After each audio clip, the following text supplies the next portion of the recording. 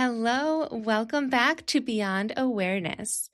I have been more active on social media lately, to my surprise and shock, to be honest. But with that, I've been more inspired to actually post. And the other day, I thought about doing a reintroduction post on Instagram. You always see people do that, and normally it's when they at least say that they have a bunch of new followers and they're like, oh my gosh, I have so many new followers. Let me introduce you, say who I am. Here are 10 facts about me and all of that. And I do have new followers. So hello to all my new followers and listeners. But because I took a hiatus from social media about 1 year ago, exactly 1 year ago, that is why that's the catalyst of changes in myself. And so I wanted to do this reintroduction post, not necessarily for those newbie followers, but truly because I feel like I'm showing up differently on social media, even though I'm kind of back online. And as I started to type out this post, I realized this is way too long. This needs to be a podcast episode. And so here it is. I think that you will see yourself in some of my growth, or maybe you'll hear permission that you've been waiting for. I'm really curious to hear how this lands for you. And also if you have seen any similar growth in yourself. I am into things like human design and I don't even know, like meditation, but I follow Christina the Channel, if anyone's ever heard of her, and I do her meditations. And she's always doing like energy work and talking about other realms and whatnot, which I'm super into. And she's been talking about how there's just like a thin veil, if you will, and like between us and other realms. And now more than ever, growth is happening super fast. And so that was unexpected to share, but I'm curious for you guys if anyone else is feeling like you are becoming a different version of yourself. Okay, so this is the new me and what helped me get there, less of what helped me get there, but here are 5 different ways that I feel like I truly am different ever since last May of 2025. So the very first thing is I'm so much more creative. I actually used to love art. And when I was a child, I won art contests. I remember going to our local public library and standing in front of a picture when I was a little kid because I had won something. And I remember when I was in middle school, maybe, my parents put me in like weekend art classes just for fun because I wanted to explore that. In high school, I was really interested in marketing, and my high school didn't have any sort of class like that. They did, but it was like an art class. But they called it marketing. And so I did that. And all of that, I truly, completely forgot about. It's almost like that side of me was stuffed away in a locked chest. And I completely forgot about that element. In fact, in September of 2023, episode 38, actually, of journal entries before this podcast was called Beyond Awareness, I had Judy Holler on the podcast. And she said, her episode, I think, was all about purpose and finding what lights you up. And she said, and challenged my listeners, what did you do as a kid that lit you up? Add more of that into your life. And I truly remember feeling, not just then, but for years afterwards, I don't know, like I remembered singing, but I'm not going to go ahead and become a singer. I remember backup dancing and coming up with dancers. And I did want to become a backup dancer for like Britney Spears, but I'm not going to do that. I remember like liking swings, things like that. But I could never tap into what did I like doing until my social media hiatus. And one of the very first things I did, because one of the last things I saw on Instagram was texture art. And I became so fascinated with how it looked. And I went out and invested in all of the materials and purchased every single thing, including like bonus materials you don't even really need just to look like make cooler designs. And I did texture art, and it was just so calming for me. And it inspired me to take all of my existing card making supplies, which I did have. My aunt taught me how to do that. So it's not like I never was creative, but I only did card making once a year with my aunt. I took that out and I started learning more applications for that and just doing card making. Like there's a way that you can use a brush with stamps. And I just did that in my journal for fun instead of actually turning into a card. I was coloring with my son, and I was probably more into that than he was into it. And I kept coloring in his Blippy journal even when he was bored and moved on to a new activity. And lately I'm doing art meditation with acrylic paint markers. I did an Instagram reel on it, but it's just super cool. And after, doing all these things, I realized, wait, this is what I love. This isn't random. And I'm like trendy trying to do this. I've always had an artistic side to me. And that has truly felt like permission to anytime I find something creative, I should pursue that. I want to pursue that because that's the thing that makes me feel calm. It's the thing that makes me feel more creative in other areas of my life, and it reduces my stress, and it has just so many benefits. So I am more creative, and it feels like it's been a huge benefit and add and perk to my life. The second thing, I'm less distracted. I've talked about this on a few different episodes, but I did not realize how distracted my brain was when I was on social media until I was off of social media. I was just constantly thinking of ideas. And here's the sneaky, tricky part is it felt inspiring. It felt helpful. But I was constantly thinking about what I should be doing in parenting, of like a helpful tip that I should do, or even like a fun activity that I could do with my son, or the next real audio that I should be making, or the video that I should apply to an audio that I saved a month ago. The next type of business move that I should make based on an Instagram reel or what I saw somebody else in business do on social media, the next course that I want to save up for based on what I saw somebody else promoting, the next newsletter topic. Instagram is amazing for ideas and the fact that we can all put ourselves out there. But I needed to learn how to have a filter to not be influenced by literally everyone and everything. I remember I told everyone that I was going to go on a 1-month social media break, which felt huge for me, by the way, because I had been showing up on Instagram and Facebook and some other platforms, but mostly those ones, every single day, more or less, since 2013. So 13 years, 12 years, every day, minus a few. And so I had so many fears and doubts. And when I finally literally deleted the apps from my phone, I had fears then about coming back on June 1st. And the fears was because I didn't trust myself to use it again. It felt really good to not think about a post that needed to be done, like not even being influenced by everything I just said, all of the stuff that I put my energy and time into. Like even the other day, I did do a post that I turned into a carousel. And you guys, that took me probably 40 minutes. I will not be doing that again. That was a nightmare. But that's the type of stuff that I would do every day. And so much of my brain power went into content strategy and whatnot. And I was so fearful about coming back online without boundaries.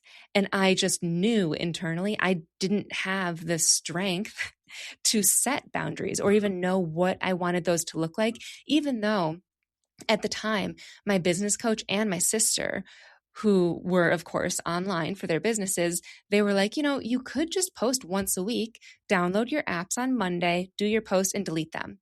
And in my head, I'm like, nope, nope, nope, nope, can't do it.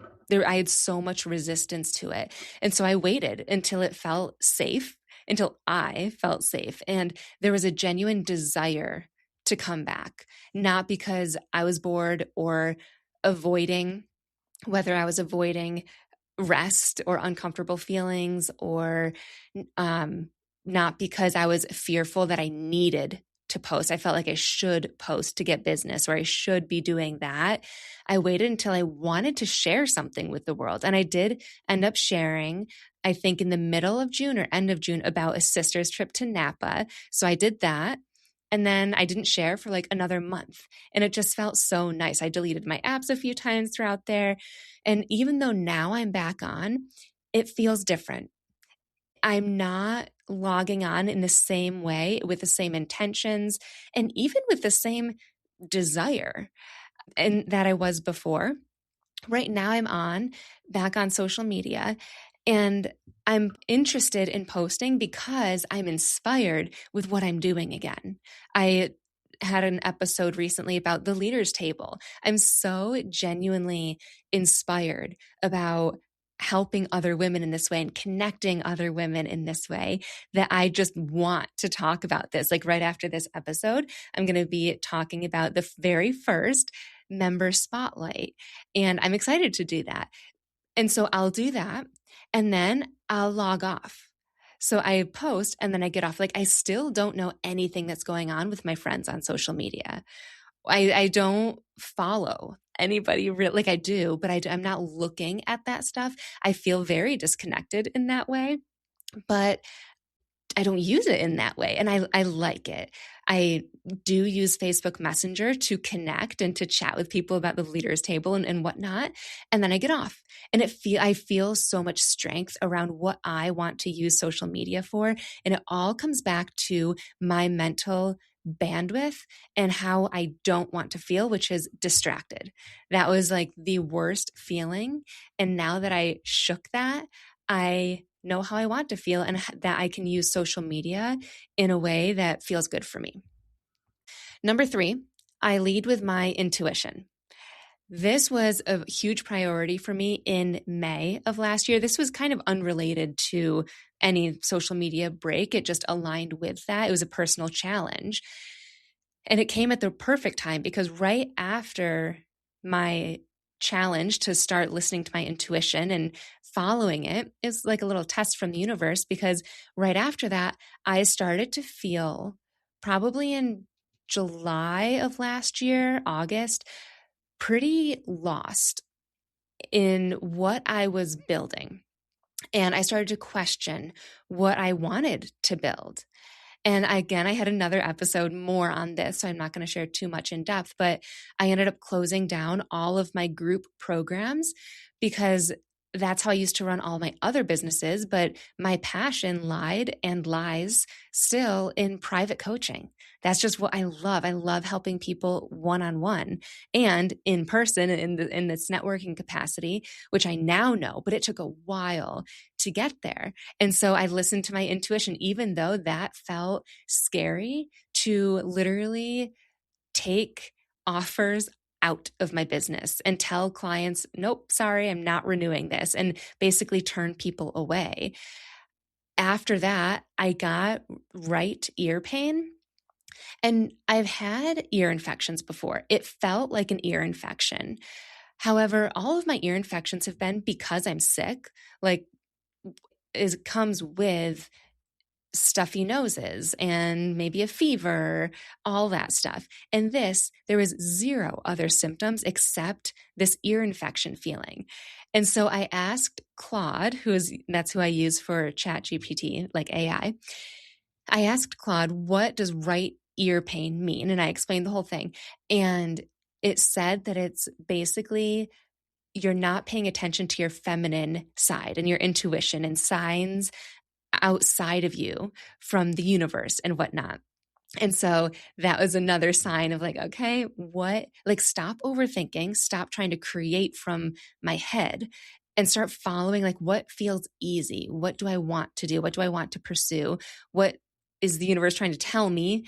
And that helped me make decisions. And the biggest thing here is that I trusted them, even when my head said it was wrong. So I lead with my intuition now, even when it feels wrong, even when the old Sam would say, nope, this isn't logical.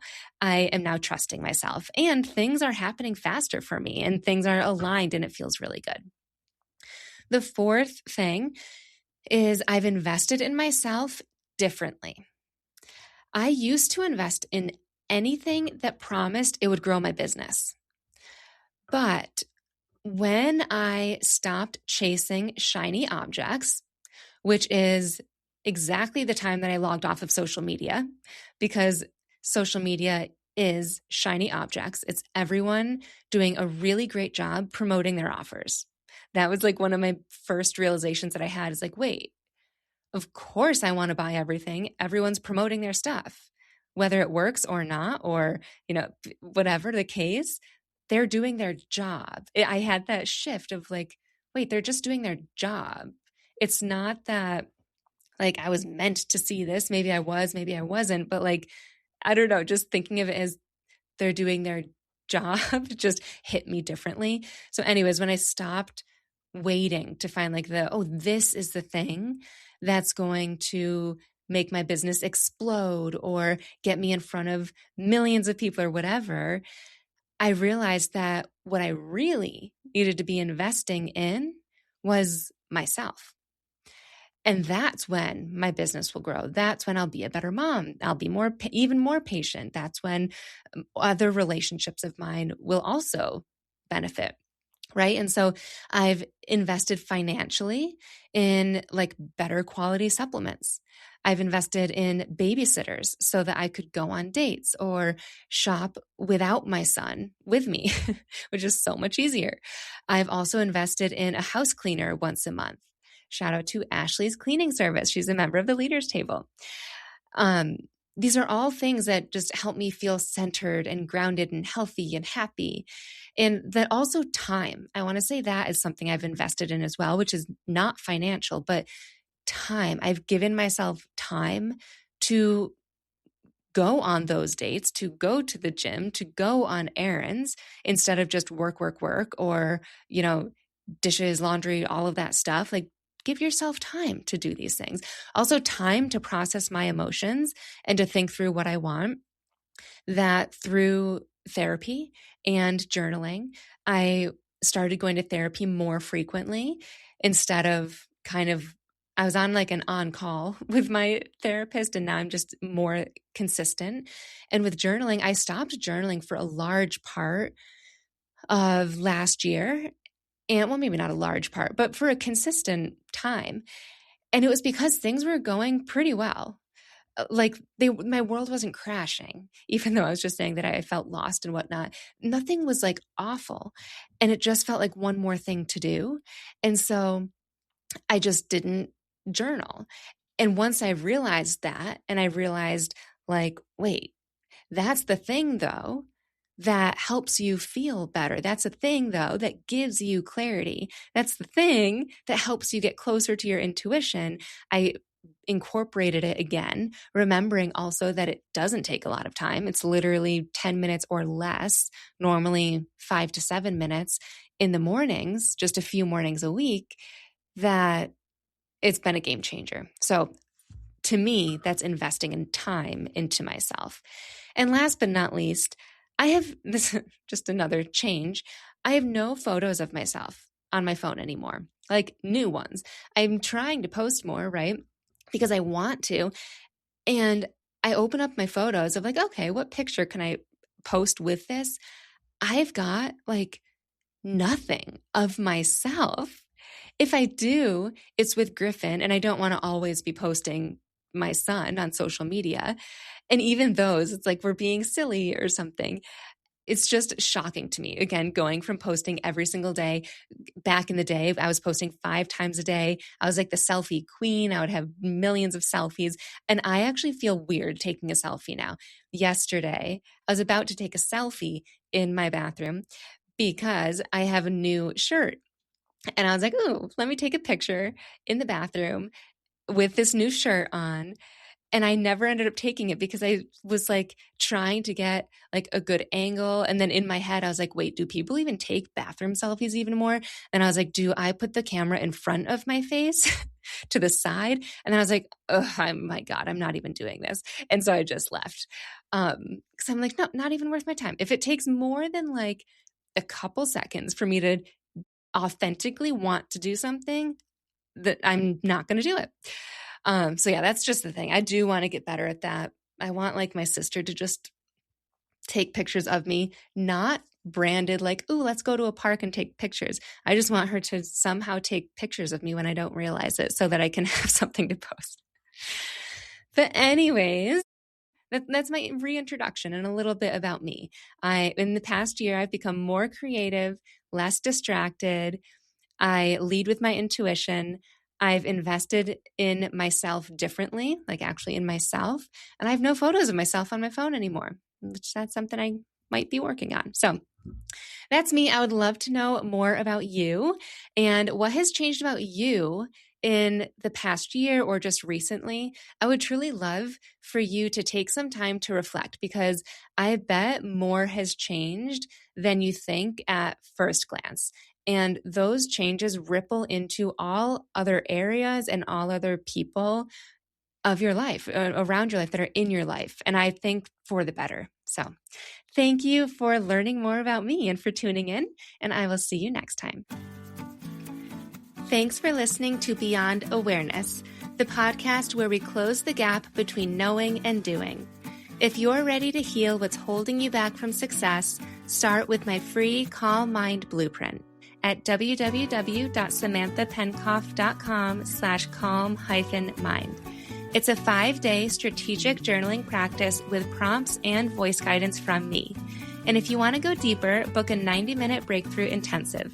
Links for both are in the show notes. And if you know someone who would benefit from this episode, I would be so grateful if you shared it with them so that they can make decisions from clarity instead of drowning in overwhelm. I will see you next time.